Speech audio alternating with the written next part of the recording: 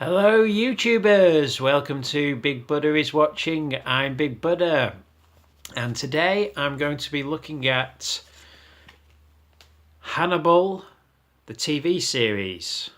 Not the film, the TV series from 2003 to 2015. They made 3 seasons, broadcast on NBC in America.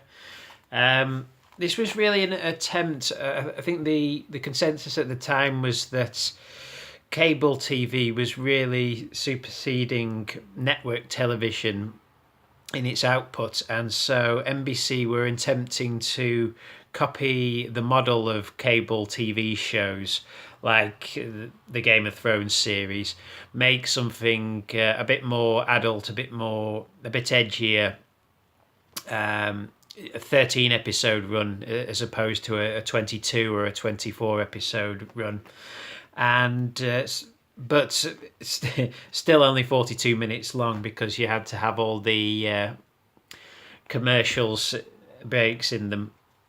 And so in an attempt to do something a little edgier, they decided to do a TV series based around Hannibal Lecter, a very popular literature and film character up until that point. And yeah, this really is a step outside of your normal network television show. It's the most violent and possibly the most grisly network television show I've ever seen. You'd be forgiven for thinking that this was a cable show, in the vein of something that HBO might produce, for example, because it really does have that sensibility about it.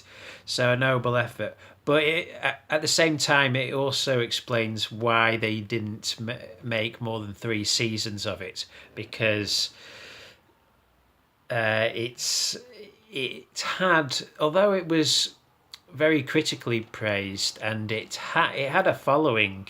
There are people who are big fans of this series. It didn't get very high viewing figures, at least high in terms of what you'd expect for a network television show. So they only made 3 seasons. The original intention was for it to run for about 6 or 7 seasons, apparently. The reason I'm doing this straight after Hannibal Rising is, as I said in the previous review, I wanted to do the Hannibal Lecter story in canonical order rather than in order of output. And this really bridges the gap story-wise between Hannibal Rising and the events of Red Dragon. In fact, the third season, the latter half of the third season, does actually catch up and basically does the Red Dragon story. And apparently, if they had got a 4th season, the 4th season would have been a sort of elaborated version of the Silence of the Lambs. So what you had in the film, plus mixed with the series' own sensibility and their own plot threads, and probably extra scenes that you didn't have in Silence of the Lambs. I'm rereading Silence of the Lambs at the moment, so I know that there's a fair bit that they left out of the film that could have been elaborated on a 13 episode TV run. The original intention was for them to go through the books. So series 4 would have been the silent. Well, I think the original intention was for the first 3 seasons to be original material. Season 4 was going to be Red Dragon. Season 5 Silence of the Lambs. Season 6 Hannibal, and then season 7 would have been the denouement, original material again. I guess wrapping up the Hannibal Lecter story, probably ending in his death or wrapping it up the story in some way. Whether they would have done the original ending, the ending to the novel with Starling, who I think the series creator Brian Fuller had wanted Ellen Page to play Starling. Whether they would have done the ending where she goes off with Hannibal, I don't know, because or whether they would have done Hannibal. I think the plans changed because a lot of what was in Hannibal eventually ended up being in the first half of the third season of the TV series. So it all got quite convoluted in the end. So I guess, I mean, the series may be revived on a cable channel. That seems its more natural place anyway. So maybe we'll see what was originally intended. But it would have been interesting to see what would have happened had this series played out over the 6 or 7 seasons that the creative team had originally intended or not. The show, like I said, I mean,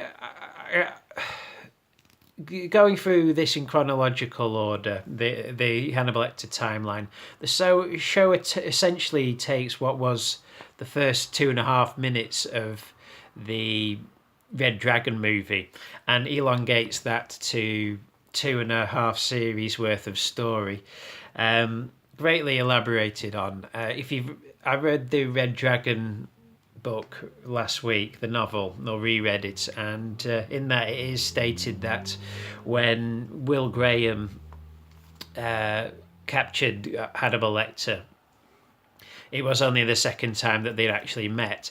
It certainly wasn't the second time that they actually met by the time that Hannibal is eventually taken down in the midsection of the third season. So, what did I think of the Hannibal TV series? I'll go through it season by season. So, season 1, it started off. I felt a little trepidatious about it at first because it seemed like a run-of-the-mill police procedural, rather than long-form storytelling, which is what I more naturally gravitate towards. Each episode seemed more sort of, who was the killer of the week, and with Hannibal Lecter as really a side character helping out. But as the season progressed, it became less and less about the killer of the week and more centered around the central characters. I think they just took those first few episodes to do something quite conventional in the police procedural form, but only as a way to establish characters. And then once the characters were established by the midway point, the storylines became less about the killers they were chasing and more about the central protagonists. And so I felt more comfortable. I gravitated towards the series more as the first season progressed, simply because that's the form of storytelling that I engage with more. I find it hard to engage with episodic television, just because I know that there's little to get invested in stories that only are 45 minutes long, because you know that the story will be resolved within 45 minutes, and there's characters who are in this week may never be seen again, whereas in long form storytelling there's more to get invested in, there's more to get shut up more to get more emotionally invested in. And so I was glad to see the series progress that way. The real turning point for me was when Hannibal does his first kill. He basically beats a man to death in his office, and it's like, okay, all right, this happens about about episode 7 of season 1, and that was the point I remember thinking, okay, this series is kind of cooking for me now. Anyone who knows Red Dragon knows that the draw, the crux of the Will Graham character is his skill which is he can put himself in the mind of a serial killer, and think the way he does, and that's why he's really good at capturing killers. Here, I mean, whereas Red Dragon and Manhunter and the other film version with Ed Norton are it's are very much based in a grounded reality. Here it's portrayed slightly differently. His skill is seen much more almost like a superpower than he has, rather than something that's born out of intelligence and extensive research and hard work. It's more just something that he can do. The first scene in the series is Will Graham.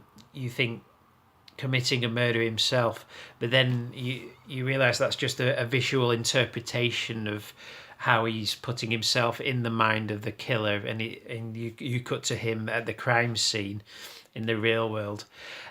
So straight from the get-go, you get the sense that this is a much more impressionistic take on the Hannibal Lecter world. There is some absolutely stunning cinematography and impressionistic sequences, and very there's a very strong artistic bent in this series, which is something different. It's a slightly different take on what had gone before. I mean, I guess the Hannibal movie was sort of edging that way, but this really takes it to its logical conclusion. Anyone who's seen American Gods, the recent adaptation of the Neil Gaiman book, will know that series was produced by Brian Fuller. He was the showrunner. He was also the showrunner on this, and you can very much tell because he's very much into visual storytelling just as much as he is into more prose-based storytelling. I mean the look of the series, yeah. I mean, it was it did look beautiful in parts, but I found it a little overbearing in parts. What I like about the books and the at least the first two movies is the grounded reality that it's set in, and I could have personally done more of that. When you see the third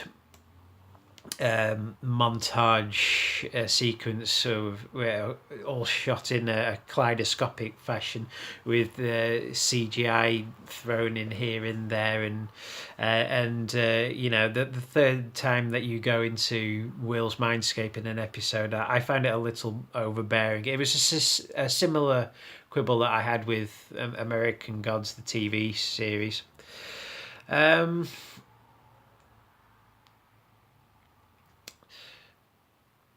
There were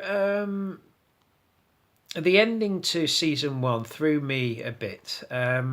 It went in a direction I wasn't expecting story wise. I guess it was an intentional curveball to throw the fans of Hannibal Lecter, to say this isn't probably going to go the way you think it's going to go, and I mean, I guess that's a good thing. It kind of gave its individual stamp on the series, the storyline going in different directions. However, that could have it could have angered some fans. I guess it was a noble intention. There are some very, very campy elements to the series. I mean, a criticism levelled at the Anthony Hopkins movies, in particular Hannibal, the middle one, is that they became very high camp in the end.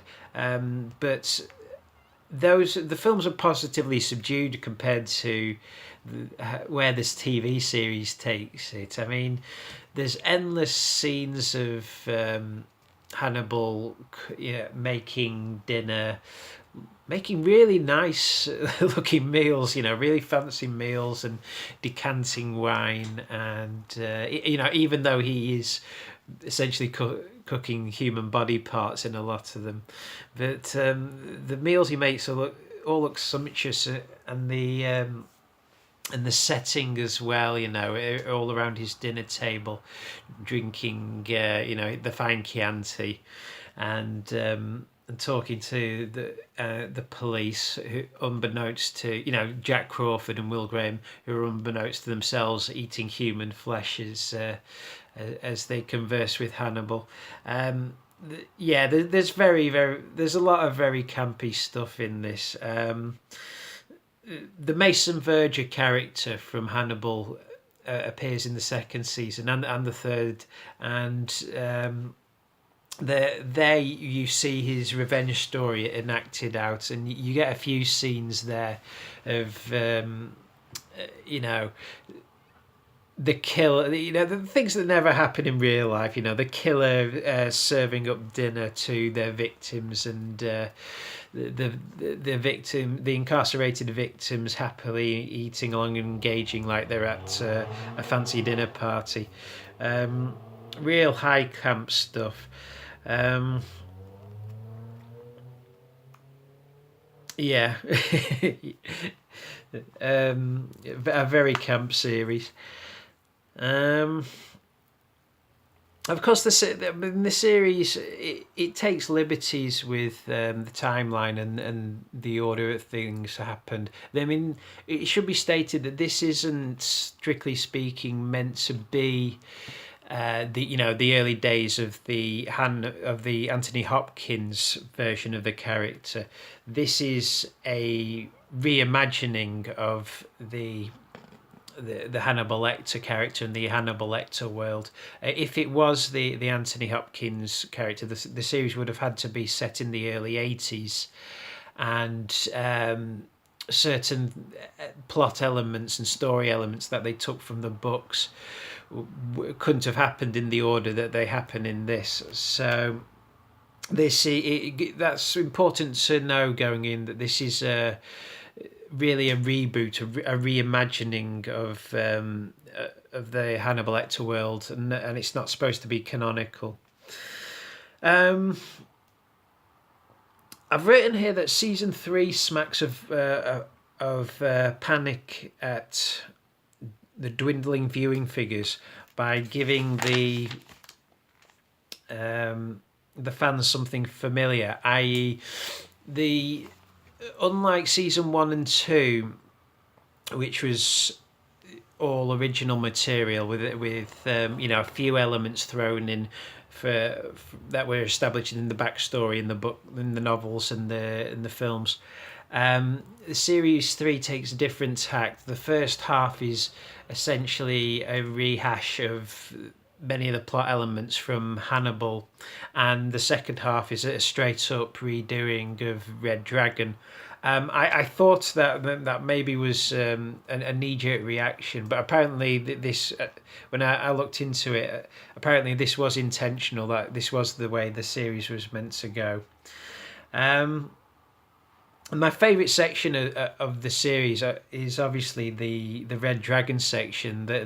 The latter half of season 3 is where it gets really, really good. I mean, I can't give full credit to Fuller and the creative team for that, because they had the novel to work from, and I mean, the novel is one of the finest thrillers ever written, and so that just elevated their style. In a way, it's well, I think Manhunter will still be my favourite iteration of the Red Dragon story, but I thought they did do a better job than the Brett Ratner version of doing the Red Dragon story. What kind of made it work and gave it an extra layer is, even though it was many of the familiar elements from the book, not all, they did change some things and took liberties here and there, as they'd have to, because certain elements had already been used, and and recycled here and there. But what you got here is the familiar story, but with that extra dimension of 2.5 seasons worth of backstory and character development. So it made the proceedings feel a lot richer than it did in the Brett Ratner version, which is a very by the numbers telling of the Red Dragon story. Here you have the extra elements of not only all the deep character motivation and and development, but also the visual style, taking it to another level as well. Here, the Red Dragon character played by Richard Armitage, who is probably best known as from The Hobbit as being is it Balin King. I can't remember the leader of the dwarves in The Hobbit. He plays Francis Dolarhyde in this, and in this he actually becomes the Red Dragon. He grows sort of metaphorical red wings at certain points. The ending to the series is it ends on an ambiguous note. It could be seen as a full stop, and it could be seen as being left open to further iterations. There's a characteristically weird and camp post-credits scene. I'm not quite sure what it meant. But it was it was as camp and as weird as anything else that I'd seen in the series. Would season 4 have been a Lambs remake? Yes, I know that now.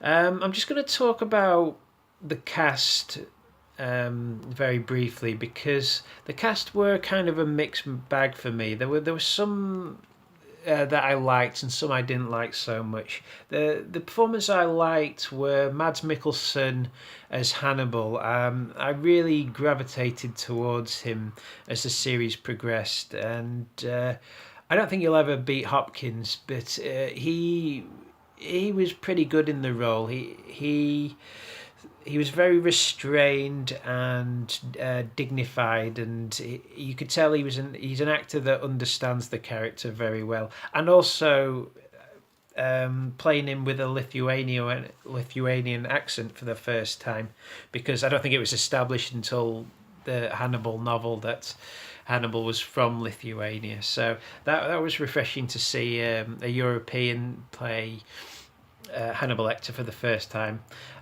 Lawrence Fishburne I really liked. I think he might be my favourite Jack Crawford. Eddie Izzard as well as the Chesapeake Ripper. I mean, I don't know why, but stand-up comics always seem to make great psychopaths. I don't know why that is. Richard Armitage, who I mentioned already, I think he was a great Francis Dolarhyde. Certainly up there with the name escapes you in the moment, but the guy who plays him in Manhunter. And Ray Fiennes as well. Yeah, Ray Fiennes was a great Red Dragon. Both the Verges. Mason Verge is actually played by two different actors in season 2 and season 3, which kind of works because you go from him being normal and then being disfigured in season 3. Not that disfigured people aren't normal, but it works in that the second actor could have the prosthetic makeup on to cover up the fact that he was a different actor. But in the first season, he's played by Michael Pitt from Boardwalk Empire, and in season 2 he's played by Joe Anderson. They both play him very well. They get the waspish voice down pat, you know. Oh, Cordell, oh my God. Very entertaining character, but utter camp, as I've said. Who else? Raul Esparza as Frederick Chilton. It's important to get Chilton right as well. I've said many times before that the characters for some reason, the characters that I really gravitate towards are the Weasel characters, and Chilton's the ultimate Weasel characters. He's not quite as slimy as the guy who plays him in The Silence of the Lambs and Red Dragon. But he does have the sleazy factor going on. What the weak stumbling block for me really is Hugh Dancy as Will Graham. I mean, I can kind of say, you know, technically he's a good actor, but there was just something I didn't like about him. I just didn't. I didn't really gravitate towards him. I think him and Gillian Anderson, who plays Hannibal Lecter's psychiatrist, both give overly mannered performances, and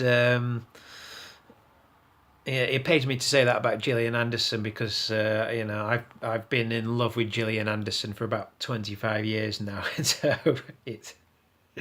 But yeah, I as it progressed and she became more of a series regular, I really her performance really started to grate on me, and Caroline Davernus was just dull. The one saving grace, though, in the cast, well, not the one saving grace, but a big saving grace for me was the casting of Scott Thompson from The Kids in the Hall, as the one of the pathologists. Every time I saw his name in the credits at the start, I thought, oh great, I love me some Scott Thompson. He is my second favourite homosexual. So yeah, in summing up, Hannibal the TV show, it has its moments, like the film of the same name. The camp value got in the way for me. I like my thrillers a little more grounded. But you know, I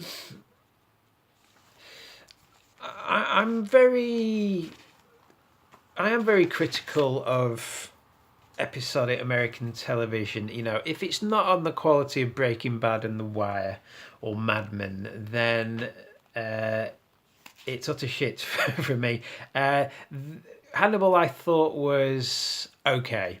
Yeah, it not the greatest as series ever made, as a lot of people have praised it to be. I think that's way too high praise and falls short of the film's greatness. Is well, certainly falls short of the novel's greatness, if you ask me, in terms of its interpretation of Hannibal Lecter. You know, Brian Fuller is obviously a talented guy, but he's no Thomas Harris, if you ask me.